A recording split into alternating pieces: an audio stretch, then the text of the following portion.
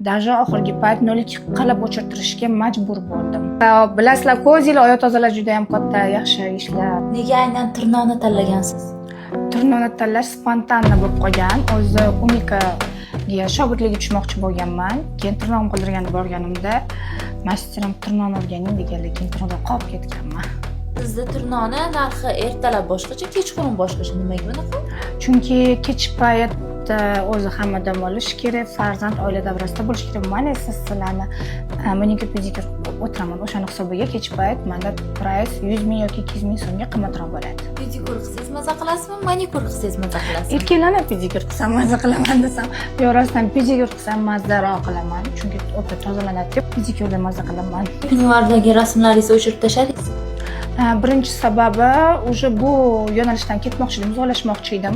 Ikkinchisi bu ishlayotgan model bo'lib ishlayotgan, ancha yildan beri birga ishlayotgan magazinim tomonidan, sotuvchilari tomonidan ozgina gap so'zlar menga yoqmagani sababli o'sha ketaman deb va o'zim shaxsan talab va istaklarga binoan Azarina Pinvar ismini rivojlantirishni boshladim.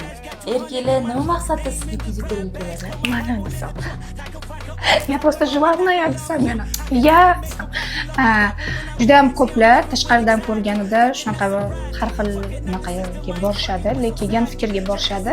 Har xil fikrga borishadi, lekin afsuski rostdan ham muammoli, ya'ni ichiga o'sgan tirnoqli, tovoni qado bo'lib ketgan, problemli ayollar kelishadi.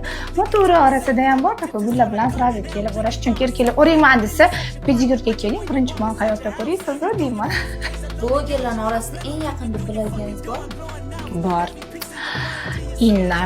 Eng qiyin kunimda prям уже majaqlanib ketgan paytimda yonimda bitta Inna turgan, qo'ldan kelgangacha yordam bergan har tomonlama. O'shaning uchun sirdoshmizda o'zi ko'pchilik bu narsani bilmaydi, lekin bab orqa-varotdan gapirishyapti. O'shaning uchun mana ommaga e'tibor orqali nima deydi, omonat gaplar, sirlarimiz, короче, hamma narsa faqat Inna bilan